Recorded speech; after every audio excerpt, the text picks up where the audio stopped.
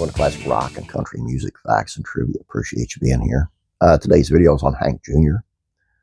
It's kind of really sad, man. He was told he would have to go through addiction and depression to be as great as his father. Want to know how the music business treats artists? Just look at how they treated Hank Jr. Bocephus was country music royalty, somebody the music industry was quick to want to exploit after the death of his legendary father, Hank Williams. But the problem was they wanted him to be just like his father in both his music and his personal struggles. Hank Jr. has admitted that he struggled growing up in his late father's shadow, with people around him expecting him to play Hank Williams songs instead of forging his own path in the music business. He first hit the industry when he was 8 years old and started recording for MGM at 14. And when he first started out, it was his own idea to play his father's hits. But as he matured, the desire to branch off and make his own music grew. He wanted to be his own artist and not just the son of Hank Williams. And there was a fist fight to ever get to do this own thing. Something that likely swelled the Hank rebelliousness that we know today. Hank described this musical transition in a 1982 interview with David Letterman. It was fun for a little boy to do Hank Williams, but it was hell for the man. But that pressure to be like his father extended far beyond his music. Hank Williams had a long history of struggles with drugs and alcohol, much of it due to his lifelong battle with spina bifida that was exacerbated by a fall from a bull when he was around the age of 18. His addictions led to Williams getting kicked out of the Grand Ole Opry, and a number of missed shows and drunken performances led to further issues with his career. Even Hank Sr.'s friends at the time, like the legendary Minnie Pearl, saw the toll that this destructive path was causing, recalling a time when she had urged him to sing his song, "I Saw the Light." All of a sudden, he stopped and looked at me and he said, "But that's just it, Minnie. There ain't no light." While Hank had hoped to mount a comeback in 1953, unfortunately his addiction would ultimately take his life before he was able to get his legendary career back on track.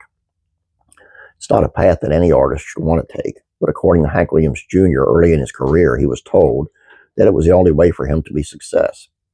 During a 1987 interview with ABC's 2020, Bocephus discussed the pressures that he faced early in his career to follow the same destructive path as his father. According to Hank Jr., people thought that his dad's songs were so great because of all that he had been through, and that the only way for his son to become a success was to go through the same struggles with booze, pills, and depression that had ultimately claimed his father's life.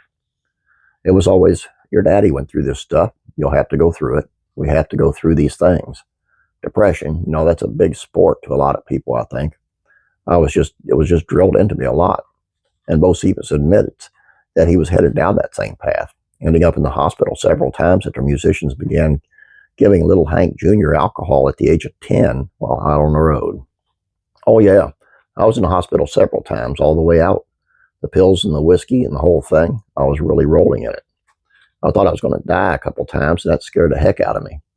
At one point, though, it got so bad that Hank even decided to end it all, going away into a cabin in Alabama with a bottle of pills that he'd said looked like a mayonnaise jar.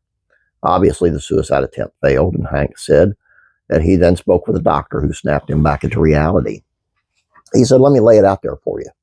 You've been taught from the time you can possibly remember to look like, act like, be like, everything exactly like your legendary father." He said, "You've done a damn good job."